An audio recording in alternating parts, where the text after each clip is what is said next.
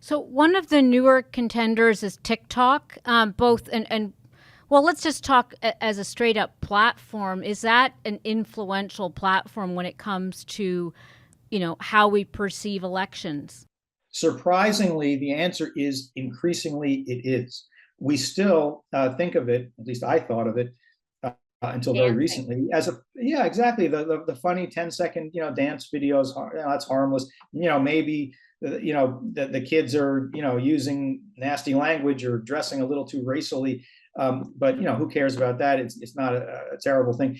But the fact is, you build a platform that gets very, very popular on the order of magnitude of 1 billion users now, and you build an algorithm that's extremely effective at serving up to people what they like and enjoy, so that they stay on the screen longer, and eventually, people trying to manipulate other people in connection with politics, consumer goods, international affairs, they're going to gravitate there too. And that is what happened. We've now seen this repeatedly. Facebook was not set up to spread political disinformation. It was set up so you could keep track of your high school classmates, or the cute. What it was built for originally was to pass around pictures of the cute girls at Harvard when Zuckerberg was an undergraduate there. But it evolves, and technology can end up empowering activity that you didn't anticipate at first, which is why you have to be very careful in how you deploy technology. So TikTok, it is this very kind of addictive and alluring platform. And they, to their credit, I have to say, they've instituted very broad-reaching policies related to elections. The problem is it's almost impossible to figure out how they're enforcing. It's completely erratic. And the only way to really illustrate this is to give you an example.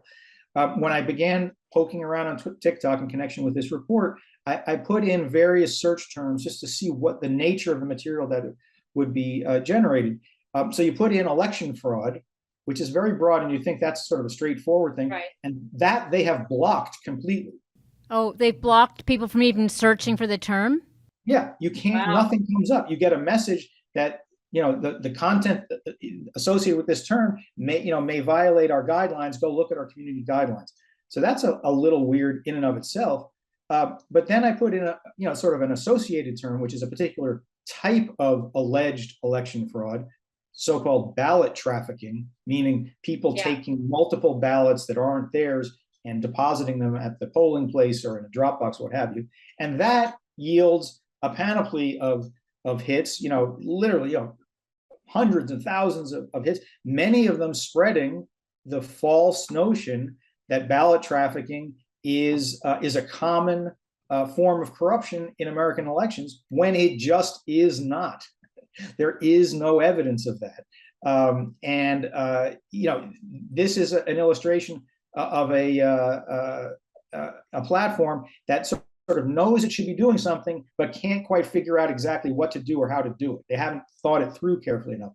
So when I called them up and said, "Hey, I want to talk to you about these things," and I pointed out a bunch of individual Twitter, excuse me, TikTok kind of micro influencer types.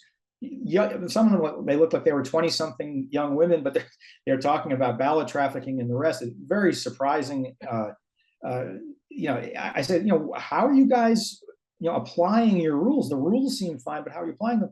And they gave me kind of an explanation, which I included in the report. And they said a few days later, by the way, all the posts that you pointed out to us and the search for ballot trafficking, we've blocked all of those.